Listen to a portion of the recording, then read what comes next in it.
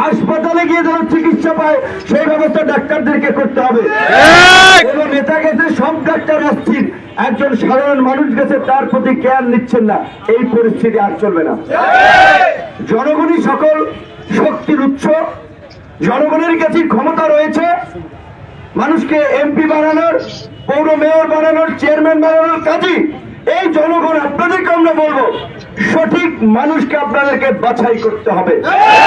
হাতের মধ্যে গুইজা 500 টাকার নোট দিয়ে দিল, রাতে গিয়ে 1000 টাকা ধরাই দিল, অমুককে ভোট দিন, তার ব্যক্তিগত কর্মকাণ্ড আপনাদেরকে চিন্তা করতে হবে যে এই লোকটা ভোট দিলে দিনের বেলা মঞ্চ কাঁপায়, মাদকের বিরুদ্ধে আমাদের জিরো টলারেন্স, তরুণদেরকে লড়তে হবে, পরে দেখা যায় তার লোকেরাই মাদকের ব্যবসা করে। মঞ্চ কাঁপায়, এলাকায় চাঁদাবাজি চলবে না, এই নৈরাজ্য চলবে না, আবার দেখা যায় তাদের লোকেরাই চালায়, তারাই এগুলোর পৃষ্ঠপোষকতা করে।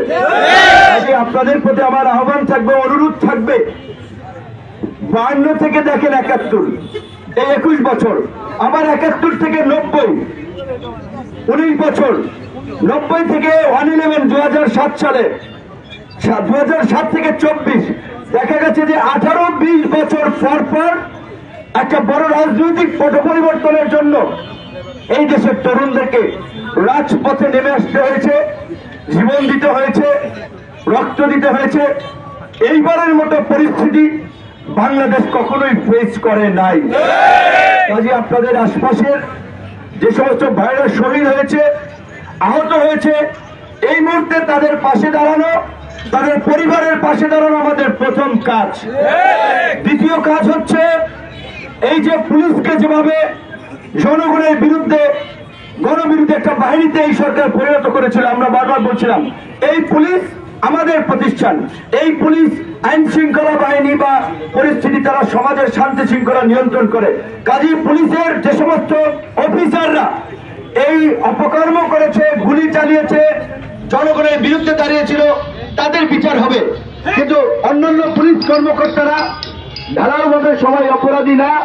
থানা পুলিশ না থাকলে এলাকার আইন শৃঙ্খলা পরিস্থিতি নিয়ন্ত্রণ করা যাবে না। কাজে আপনারা রাজনৈতিক দলের পক্ষ থেকে নাগরিক সমাজ, সাংবাদিক সমাজ পুলিশকে সর্বাত্মক সহযোগিতা করবেন, এলাকায় যেন শান্তি শৃঙ্খলা তারা প্রতিষ্ঠা করতে পারে।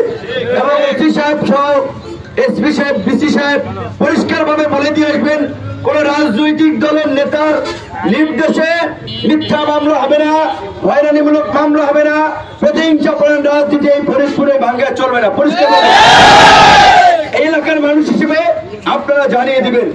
আওয়ামী লীগের ভাইদের উদ্দেশ্যে দুইটা কথা বলতে চাই।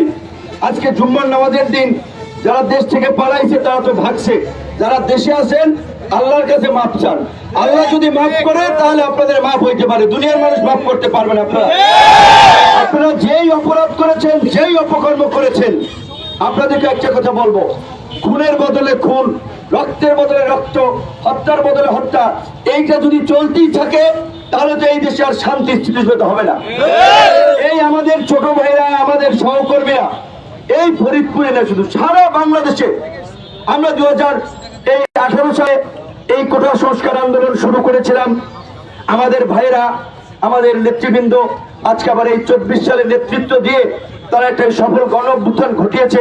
কিন্তু এইখানকার যারা আজকে সংগঠন করে তাদের সাইজে পছন্দ না হতে পারে, বয়সে পছন্দ না হতে পারে, কিন্তু এই সাইজের লোকেরাই কিন্তু এই বিপ্লব ঘটাইতেছে। এবং তারা যে সরকার গঠন করছে তারা কিন্তু পরিষ্কার বলে দিচ্ছে, পুরানো জঞ্জাল পরিষ্কার করতে নতুনদের আগমনের কোনো বিকল্প নাই। যারা ভালো চিন্তা করছেন, রাজনীতির মাধ্যমে জনসেবা করতে চান, এলাকার মানুষকে কিছু দিতে চান, তাদেরকে বলবো আপনারা রাজনীতিতে এগিয়ে আসুন। রাজনীতি ওই ইয়াবাবদি, বিশ্বু শামসু, আন্ডার রফিক, গালকাটা মিলন, এই সমস্ত লোকেরা রাজনীতিকে নষ্ট করেছে। সমাজের শিক্ষক, ইমাম, মুয়াজ্জিন, যারা সমাজসেবক, ভালো মানুষগুলোকে রাজনীতিতে এগিয়ে আসতে হবে। বিশেষ করে আমি ইমাম মুয়াজ্জিনদের কথা বলবো। ইমাম শব্দের তো নেতা, তাদেরকে সমাজের নেতৃত্ব দিতে হবে। শুধু নামাজ পড়াবে এইটা ইমামের কাজ না, সমাজ পরিচালনায় তাদের নেতৃত্ব থাকতে হবে, অংশ করতে হবে। সৎ মানুষকে রাজনীতিতে এগিয়ে আসতে হবে। আমাদের অঙ্গীকার। সৎ মানুষকে এগিয়ে আসতে হবে। এইবার যে বাংলাদেশের পরিবর্তন ঘটেছে, এই পরিবর্তন যদি আমরা ধরে রাখতে না পারি তাহলে আমাদের ভবিষ্যৎ অন্ধকার। এবং আল্লাহ কিন্তু এটা বলেছে যে যেই জাতি গোষ্ঠী সম্প্রদায় যেমন তার জন্য তেমন শাসক আল্লাহ দেয়। তো কাজে আপনাদেরকে